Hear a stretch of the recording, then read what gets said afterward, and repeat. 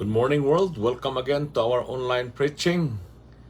Tayo po sama-sama muli na mag-aral ng salita ng Diyos. Hallelujah! Salamat sa pagkataon tayo binibigyan ng Panginoon ng mga gatong oras upang tayo sama-samang mag-aral ng salita ng Diyos. At ngayon po ay nasa Matthew chapter 15 po tayo. Yun po ang ating pagbulay-bulayan habang ating sinisiris ang Book of Matthew patungkol sa mga katuruan ng ating Panginoong Hesukristo. At buksan po natin ating mga Biblia sa Matthew chapter 15 verse 1 to 20.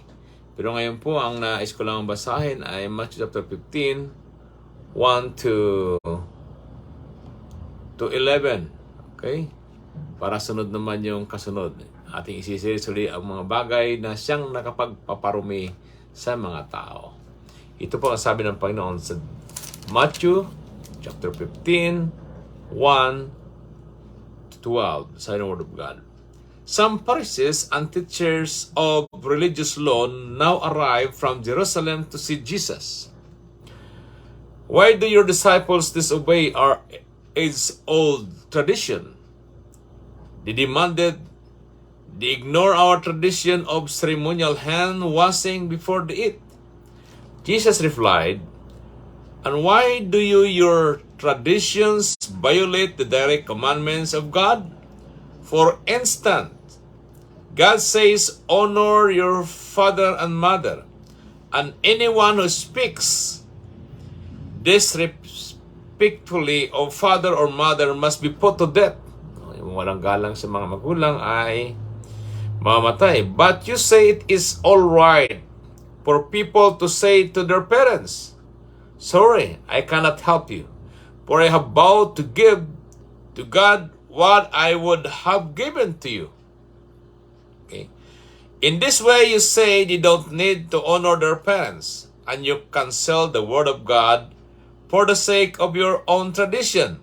You hypocrites! Isaiah was right when he prophesied about you, for he wrote, ito yung mga niya ng Isaiah, "These people honor me with their lips, but their hearts are far from me. Their worship is farce, for they teach man-made ideas as commands from God." Verse 10, Then Jesus called to the crowd to come and hear. "Listen," he said, "and try to understand. It is not what goes into your mouth that defiles you.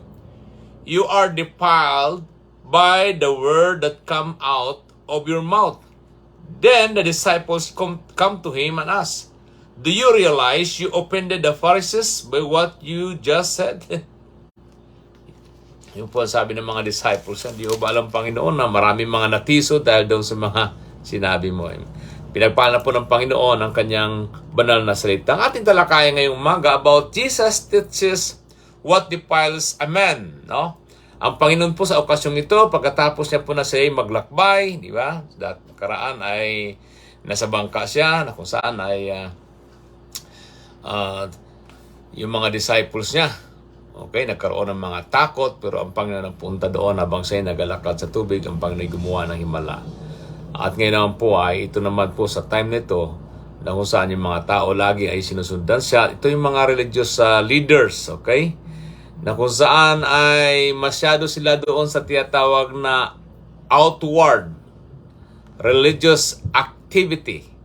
Yung tinatawag na defiles aman, mga kapatid, ang ibig sabihin nito, ito yung mga bagay na, di ba, banal, okay, ay nagiging marumi.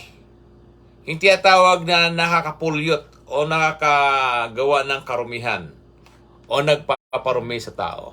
Minsan itong mga religious na ito, outward appearance, ang linis nilang tingnan. Sabi nga di ba, nagsusuot sila ng maputi, pero sabi nga ng Panginoon sa kanila, pero ang loob nila ay puno ng kasalanan. Ito po ang ginagawa ng mga religious na ito. No, ang ginagawa nila ay bantayan nila ang ginagawa ng Panginoon, pagkatapos yun po ang kanilang kinikriticize. Now, una po na nagpaparumi, itong tinatawag na traditional religion defiles, yung mga traditional na religion, no, na nakakasira, mga kapatid.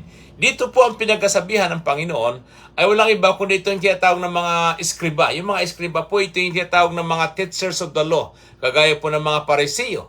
Sila yung mga leader ng mga reliyon ng unang panahon, mga kapatid, no, ng panahon ng ating Jesucristo.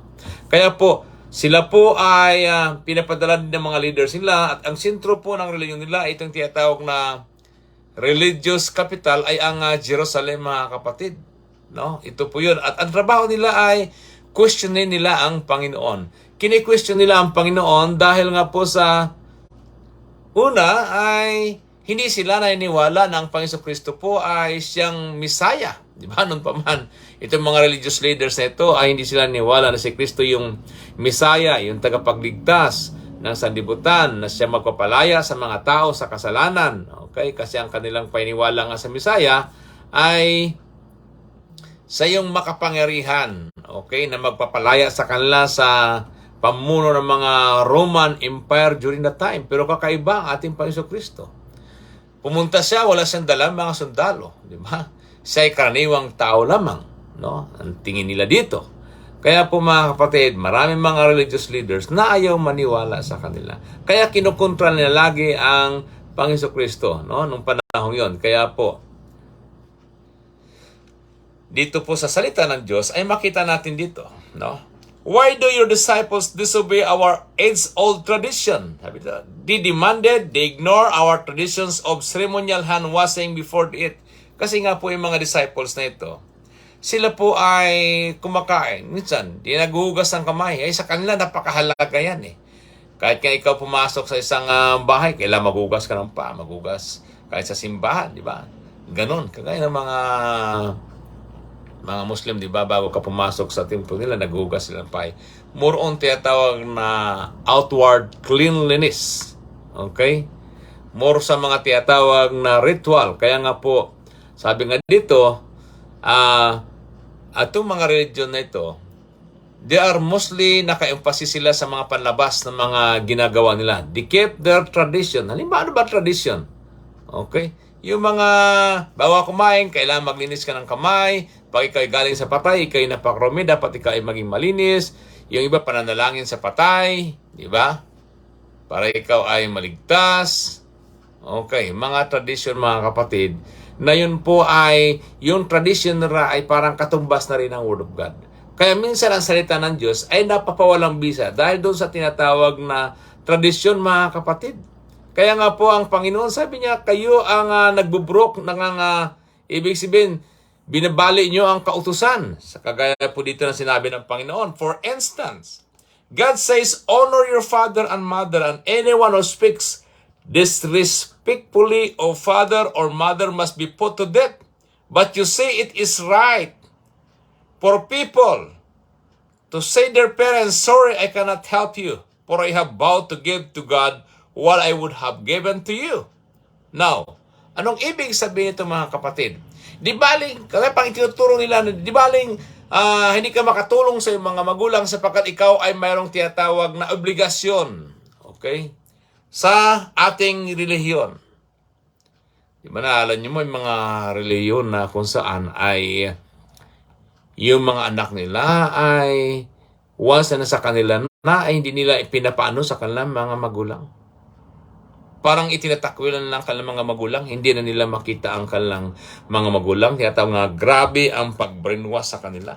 Kaya ang tawag ng Panginoon dito sa kanyang salita, ito yung tinatawag na practice of korban. Sabi po dito, yung tinatawag na anyone who made a korban vow was required to dedicate money to God's temple that otherwise would have gone to support his parents. Ibig sabihin, yung tinatawag na korban, ito yung tinatawag na panata nila na susundin nila itong panata nila ito. Na kahit hindi sila makatulong sa kanilang mga magulang dahil panata nila ito, ito ang sinasabi ng Panginoon. Na ito po ay hindi paggalang sa Panginoon, na sabi ng Panginoon ay sa kanyang salita, honor your father and your mother. Sa pamamagitan nito, halimbawa kung may sakit ang iyong magulang, nangangailangan ng tulong, unahin mo pa yung tradition mo doon sa iyong reliyon, kaysa naman natulungan mo ang iyong mga magulang. Halimbawa, ikaw yung tinatawag na inaasahan. Sabi nga dito, no? Although the action giving money to God seem worthy and no doubt conferred prestige on the giver, many people who took the korban vow were disregarding God's command to care for needy parents. Sabi nito, these religious leaders were ignoring God's clear command to honor their parents. Ito yung sinasabi ng Panginoon. Diba? Na sa halip na tulungan ng magulang dahil doon sa tinatawag na tradition, panata, binabaliwala mo na yung magulang mo na tumulong sa iyo, yung pag-honor mo sa magulang. Diba? Kaya po mga kapatid, ang ibig sabihin nito, na kahit po tayo'y nanalangin, maganda yon, di ba? May mga panata, inapahirapan ng ating mga sarili. Pag tayo po'y namumuhay pa rin sa kasalanan, yun pa rin po ay disregarding the law of God. Halimbawa, nagisimba ka, nanalangin ka, no? Pero ikaw pa rin ay namumuhay sa kasalanan. Halimbawa, lasinggo, babaero, o ano pa mga bagay, di ba? Yan po ay we are disregarding the law of God. Kaya po maraming mga tao ng mga religious, no? Na ang kanilang tiyatawag na kasiguruhan ng kanilang kaligtasan ay sa pamamagitan ng kanilang ginagawa. Okay? Ginagawa ko ito para ako ay maligtas. Maganda po yung mga kapatid. Pero wag nating kalimutan ng ating kaligtasan po ay hindi natin trabaho. Ito po ay trabaho ng Panginoon. Now, kung ikaw ligtas, ginagawa mo mga bagay na yan dahil bunga yan ay ikaw ligtas. Gumagawa ka ng mabuti, sumusunod ka sa Panginoon. Kaya nga po ang sabi ng Panginoon, the real transgression or defilement. Ano yung mga bagay na nagkakasira? Sabi sa verse 6 to 9, sabi ng Panginoon dito, in this way you say they don't need to honor their parents, so you cancel the word of God for the sake of your own tradition. Na higit pang pinapahalagahan yung tradition kaysa salita ng Diyos. You hypocrites, Isaiah was right when he prophesied about you. For he wrote, these people honor me with their lips, but their hearts apart from me. Their worship is false, for the teach man-made ideas as command from God. Tama yung sinabi ni Prophet Isaiah. Sabi niya, iginagalang ako ng mga tao ito sa kanilang mga labi, ngunit ang kanilang mga puso ay malayo sa akin. Paano nangyari yung mga bagay nito mga kapatid? Once na higit natin pinapalanggan yung tradisyon natin kaysa salita ng Diyos. Okay. Neglecting the Word of God. Ito pong mga religious na ito, dito po, sa ating tiyatanhakay, ang kanilang paglilingkod sa Panginoon ay more on hypocritical. Kaya tawag ito na lip service sa halip na heart service, no? Na, yes, they acknowledge God and attend worship, but this is about all He does. No? Maaring sila'y nagkuturo, nagamahal sa kapwa, pero mga kapatid, ang nais lamang nila dito ay para ipakita sa mga tao. Why? Bakit hindi katanggap-tanggap ang mga bagay na ito? Sapagkat, una, they refuse to acknowledge the Lord Jesus Christ as the Son of God. Okay, mga kapatid? Religious sila, pero nila kinikilala si Jesus Christ na siyang Messiah, na siya'y Son of God. Di ba? May mga taong ganon. Di ba? Napaka-religyoso, pero hindi nila kinikiyara si Jesus Christ na siyang tagapagligtas, na siya Diyos. May mga taong pa kaya naman kay Jesus Christ ay tao lamang. Kagaya lamang siya ng good teacher. Siya isang propeta lamang, mga kapatid. Kaya ganun po lamang. Kahit anong ginagawa nilang kabutihan ng ganong mga sitwasyon, ngunit hindi nila kinikiyala ang Panginoon, iyan tinatawag na lip service, hindi heart service. Hindi nila nakiala ang Panginoon personally na kung saan, sabi nga ng John 14 verse 6, sabi ng Panginoon, I am the way, the truth, and the life. No one comes to the Father except through me. Itong Panginoon Kristo na ito na nagpapakiala sa kanila, ayaw nilang kinanlin, mga kapatid. Kaya ang kanilang pagsambay, tinatawag na empty heart. Diba? Sabi nga doon sa John chapter 4 verse 24, na sambahin natin ang Panginoon sa Espiritu at katotohanan. No? Kaya po ang tunay na pagsamba must be in spirit and in truth. Ibig sabihin yung ating espiritu ay sumasamba sa Panginoon at yung katotohanan na yon ay based doon sa salita ng Diyos. Dahil ang ating espiritu na sinasamba ay espiritu, hindi mo na kailangan ano pang mga larawan yan upang ipakita na ikay sumasamba sa Panginoon. Kaya nga po ang nais ipakita ng Panginoon ito, no, ang tao ay sumasamba na baliwala kung hindi siya sumasamba sa Panginoon sa Espiritu at katotohanan, that a person who denies Christ, God's Word, cannot truly worship God. Hindi niya kinikiala ang salita ng Diyos. Okay? Na mayroon siyang ginagawa na kontra doon sa nais ng Panginoon. Nasalit na itong susundin natin ang kalooban ng Diyos, sinusunod natin yung sarili natin. Panginoon, ito yung dapat mong i-approve. Yeah? Hindi po. Ang batayan natin ng paglilingkod sa Panginoon ay ang kanyang salita. Kumbaga ay ang salita ng Diyos ang siyang mayroong tinatawag na whole authority sa bawat iya sa atin, mga kapatid. Hindi yung leader ng church. Okay? Minsan kasi, ang leaders ng church ay mas makapangyarihan pa doon sa salita ng Diyos. Na sa halip ng tao ay magpasakop sa salita ng Diyos, doon sila nagkapasakop sa namumuno sa church na kung saan ay kakaiba ang itinuturo sa salita ng Diyos. Parang yung may authority sa tao ay yung tao mismo. Ay yung leader mismo, hindi ang salita ng Diyos. Mga kapatid, ang nais ipakita ng Panginoon dito, no? Ang tunay na pagsamba ay yung katanggap-tanggap sa Panginoon. Okay? Hindi yung, sabi nga dito, yung worthless o empty na pagsamba or unacceptable na pagsamba ay yung we are glorifying God in our lips. Yung tiyatawagin na lip service. Pero hindi yung tiyatawag na heart service sapagkat itong mga taong ito, yes, devoted sila sa kanilang mga reliyon. Binabantayan nila ang ibang mga tao, pero ang kanilang mga buhay ay hindi po sumusunod sa Panginoon. Yun pong nais ipakita ng Panginoon. Dahil sa mga religious na ito, no? Anong ginagawa nila? Di ba binabantayan lagi nila ang Panginoon? Naiinggit sila. Naisip nila na maubusan sila ng mga miyembro dahil ang Panginoon ay nagtuturo ng katotohanan. Although masakit yung mga sinasabi ng Panginoon sapagkat itong mga taong ito hindi na kaagad madala sa maayos na pagtuturo. Diba? Kaya po mga kapatid, tinuturo nila ng mga tradisyon na yon na itinuturo ng mga iskriba at pariseo ay yun na rin ang utos ng Diyos. Sa mga katwid ay hindi naman talaga. Diba? Kaya po mga kapatid, ano po? Patungkol naman sa pagkain.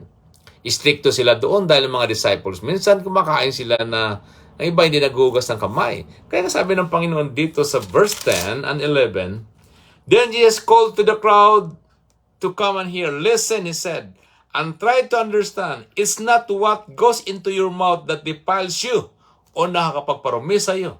You are defiled by the words that come out of your mouth. Yung palang nakapagparumi ay yung, di ba? Yung lumalabas sa ating mga bibig, mga kapatid. Maaring religious ang sinasabi, pero maraming mga salita na nakapagpaparumi, no? Kaya nga sabi ng Panginoon, a foul mouth defiles. Yung masamang dila o salita na namutawi sa ating bibig, yun po ang nakakasira. Okay? At actually, tinalakayin po natin yan. Sabi nga doon sa, dahil yung mga bagay na lumalabas sa ating bibig, di ba? Kung anong laman ng puso ay siyang lumalabas. Sabi nga dito ng Word of God, sa kanyang mga salita. Sa Matthew chapter 12, dito sabi ng Panginoon, verse 35, a good person produces good things from treasury of a good heart. An evil person produces evil things from the treasury of an evil heart. And I tell you this, you must give an account on judgment day for every idle words you speak. The words you will say either acquit you or condemn you. Okay? Sabi nga, the abundance of the heart, the mouth speaks. Kaya nga hindi raw po yung ating kinakain ang nakapagparumi sa atin, kundi kung ano pong lumalabas sa ating mga bibig.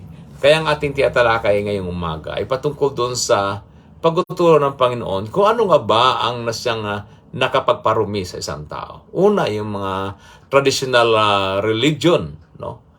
nakapagparumi. Bakit? Kasi hindi natin nasunod ang tama na tinuturo ng Panginoon. Maring sinusunod mo, ikaw nanalangin. Kailangan talaga manalangin. Sumasamba ka. Kailangan talaga sumamba. Pero yung ating buhay po mga kapatid, ay nandoon pa rin yung pamumuhay na hindi kaya at kalugod-lugod sa Panginoon. Iyon pa rin po ay nakapagparumi sa harapan ng Diyos. It defiles. Sabi nga doon. Kaya nga sabi ng Panginoon ay sa mga taong yon, iginagalang ako ng mga taong ito sa kanilang mga bibig. Pero ang kanilang mga puso ay malapit sa akin. Bakit? Malayo sa akin, sabi. Kasi nga malayo dahil parang pakitang tao lamang itong paglilingkod ng mga Parisiyo. Alam niyo yung mga Parisiyo na yan. Pagdating sa mga pananalangin, at may kwento ang Panginoon dyan sa Luke chapter 18, no? Kung paano lumapit sa Kanya. 9-14, yung nanalangin, yung isang maniningil ng buwis at yung Parisiyo. Yung Parisiyo, nung nalangin siya, ay puro pagpaimbabaw yun. Sabi niya, Panginoon, ako'y nagbibigay ng ikapusya. Ako'y nanalangin. Ako'y nagkapasting. Diba? Ang sabi niya, hindi kagaya ng taong ito sa tabi ko na nanalangin. Kasi sa tabi niya ay yung, diba? Yung maniningil ng buwis. Kasi noong unang panahon, pag ikaw tiyatawag na maniningil ng buwis, kurap ka pa. Kapatid. Kumbaga marami kang mga ninakaw na pera noon. Kaya ganun ang kanilang pagtingin sa mga taong iyon. Kaya nga po, samantalang yung taong iyon na maniningil ng buwis, no, dinadagukan niya ang kanyang dibdib. Siya yung humihingi ng tawad sa Panginoon dahil sa kanyang pagkamali. Ang sabi ng Panginoon, sino ba ang pinagpala doon? Sino ang dininig ng Panginoon? Yung taong nagpapakumbaba sa harapan ng Diyos. Mga kapatid, yes, ganoon din po sa atin. No? Napakahalaga yung ating pagpakumbaba. Huwag natin ikumpara yung ating pananampalataya sa ibang tao. Kundi ang Panginoon yung ating batayan ng ating paglilingkod. Yes, may mga tao naman, ay, kahit hindi ako nagisimba, mabait naman ako. Ay, hindi po sapat yon. Kung mahal mo po ang Panginoon, ay kailangang sumamba ka sa Panginoon. No? Kasi alam mo, katwiran ni po ni Satanas yan eh. Alam niyo ba si Satanas? Si Satanas po ay, alam niyo po ang Biblia. No? Alam niya ang Biblia. Alam niya na si Jesus Christ ay Son of God. Yeah, alam niya. Alam niya si Jesus Christ ay gumagawa ng himala. Alam na si Jesus Christ ay makapangarihan kayo sa Kanya kasi nga nung ang Panginoon ay pumunta doon sa lugar na kung saan ay Gadarin, no? Talagang, bakit ka na parito upang pahirapan ba kami? Sabi ng demonyo doon na siyang nagpose sa lalaking iyon. Diba? Kilala niya. You're Son of God. Kilala niya. Alam niya na makapangyarihan ang Panginoon. Kaya po mga kapatid, hindi lang sapat na kasi Satanas po ganun, kilala niya ang Panginoon. Hindi sapat na nakilala lamang natin ang Panginoon. Napakahalaga na tayo po'y sumamba sa Kanya at na ipapakita natin yung ating pamumuhay na tama at tapat sa Kanya. Kagaya po dito, yung mga Parisiyong ito, kaya sila po ay nirebuke ng Panginoon. They are very religious sa kanilang ginagawa. Kaya sila ay nirebuke ng Panginoon sapagkat iginagalang ako ng mga taong ito sa pamamagitan ng kanilang mga labi, ngunit ang kanilang mga puso ay malapit sa akin. Dahil kung malapit sila sa Panginoon, ay dapat iginagalang nila ang Panginoon. Sinasamba nila ang Panginoon. Pero number one, sila po yung taga-kontra lagi sa ginagawa ng Panginoon. Actually, sa totoo lang, sila nga pa po yung nanguna upang ang Panginoon ay maipako sa krus. Di ba? Kaya po mga kapatid, ngayong umaga, hindi po yung pagkain na nagpaparumi sa atin. Di ba? Kung mapasok sa ating bibig, kundi yung lumalabas sa atin. Hindi po yung ating pagsamba nagpaparumi sa atin, kundi yung pagsuway natin sa itinuturo ng Panginoon. Higit nating pahalagahan ang salita ng Diyos kaysa sa anumang mga bagay, mga kapatid. Okay? Napakaganda na tayo ay nagbabasa ng Biblia, nananalangin, nagmamahal sa ating kapwa. Yan po ang kalugod-lugod na pagsamba sa Panginoon. Hindi pwedeng ipaghiwalayin yun. Ako'y sumasamba, ako'y nananalangin, ako'y nagbabasa ng Biblia, pero ako po ay hindi sumusunod sa Diyos. Napakalaga po sa Diyos yung ating pagsunod, mga kapatid, no? Ayon po dito sa kanyang itinuturo, mga kapatid, no? Sabi nga, hindi yung pumapasok sa bibig ang nakaparumi, kundi yung lumalabas sa ating mga bibig. Kaya hanggang dyan naman po mga kapatid. Sunod po ating talakayin. Ano pa yung mga nagpaparumi? Yung tinatawag na a blind spirit defiles. Yung mga taong sa halip na ikay yayain sa kabutihan, ikay niyaya sa kung saan na karumihan. At ano pa yung mga bagay na nagkakasira? Ito yung tinatawag, a corrupt heart defiles. Yung puso na hindi malinis, hindi maayos, ito rin po ay nakapagparumi. Kaya ngayong umaga, tanungin natin ang ating mga sarili. Ano bang mga nakapagpaparumi sa atin? No, akala natin tama yung pala ay hindi. Tulungan tayo ng marahil, kagaya ng mga samaan loob, galit, hinanakit, nakapagparumi po yan sa atin. Na kahit tayo sumasamba sa Panginoon ay meron tayong kaaway na lagi nating inaaway, nakapagparumi rin po sa harapan ng Diyos yan. Amen? At kung tayo hindi nagpapatawad, nakapagpaparumi rin po sa harapan ng Diyos yan. No? Na, di ba, nakasamba nga, nakita mo yung tao na kaaway mo ay, di ba, kung ano mga iniisip natin sa kanila hindi tama. Kaya po mga kapatid, ngayong umaga, tulungan tayo ng Panginoon. Lord, linisin mo ako kung ano mga bagay na kapagparumi sa akin. Sapagkat ang Panginoon po natin mga kapatid ay lahat ay hayag at lantad. Sabi nga doon sa Hebrews 4 verse 13, walang nayatago sa harapan ng Diyos.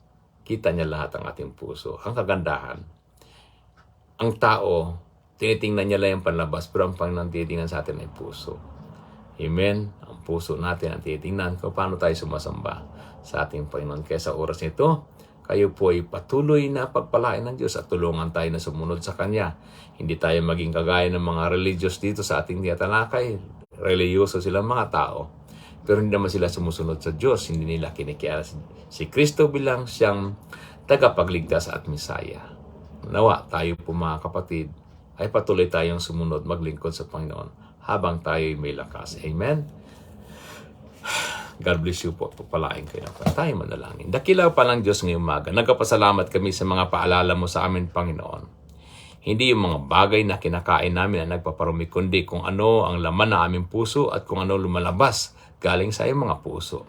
At ang nakapagparumi, Panginoon, kung alam namin ang salita ng Diyos at hindi kami sumusunod, natili pa rin kami sa kasalanan, Panginoon, yun po ang mga bagay na nakapagparumi sa amin. Tulungan niyo po kami, Panginoon. Linisin mo po anong mga karumihan namin upang maging malinis ang aming isip, ang aming puso, upang maging karapat-dapat ang aming pagsamba sa iyo. Pang Lord, sa mga oras ito, pagpalain po mga kapatid namin, nakasama namin ngayon sa pagbubulay-bulay na iyong salita, Panginoon. Linisin mo kami lahat, Panginoon, sa pamamagitan ng banal na dugo na siyang pinanlinis ng aming mga kasalanan. Bagkos ang maging laman ng aming mga kaisipan, yung mga bagay na kayaya, kalugod-lugod, karapat-dapat, mabuti, O God, sa iyong harapan. At tulungan mo mga kapatid namin na kasama namin ngayon. Pagpalain mo sila kung anong mga problema nila na kinakarap. I pray, Lord, bigyan mo ng solusyon. Maging may sakit sa kanila, we pray for complete healing. At may mga financial needs, Panginoon, ikaw rin po mag-supply ng kanilang Panginoon. Lord, we pray for financial breakthrough. In Jesus' name. Alam namin na sa iyo, Panginoon, ay walang imposible sapagkat ikaw may-ari ng langit at lupa, Panginoon. Kaya, O God, alam namin na hindi mo pabayaan ang mga anak mo sumusunod ayon sa iyong mga pangako. Kagaya na sinabi ni David, Panginoon, mula bata hanggang sa itumanda, wala siyang nakikita nga nagilingkod sa iyo na pinabayaan mo po, Panginoon. Bagkos ay bukas pang kamay sa pagtulong kay Lord. We pray sa mga kamag-anak namin, kaibigan namin, kakilala namin, at mga kasama namin ngayon, O God, na patuloy mo silang pagpalain. Cover mo sila ng banal na dugo, Panginoon, ng kanilang mga mahal sa buhay, Panginoon. Yes, O God, nang sa gayon, walang mga sakit, walang mga gawa ng kaaway na makapanaig sila bago sa kanila, bago sila ay makapamuhay ng tama sa iyong harapan. Lord, I bless mo rin po, Lord, ang BCI o Victory City Church International sa aming camping ngayong Sabado at Linggo, Panginoon, August 12 and 13. Continue to bless our camping, O God. Our topics about ignite, to ignite our relationship with you through faith, to ignite our love to others, and to ignite our mission of winning souls and make disciples, Panginoon. Continue to bless yung mga kasama namin ngayong oras nito, Panginoon. Sina Norby Salvador, sina Noel Firas Ramirez. Oh God, thank you sa aming kapitbahay dati, Panginoon. Kasama namin ngayon. At ganin po Lord si Antoinette Rosas Ropo, Lord, continue to bless them, O God. Ano mga pangailangan nila, ikaw kumatagpo. Kay na Nelda Willie Golmatico, Panginoon, in Jesus' name, Lord.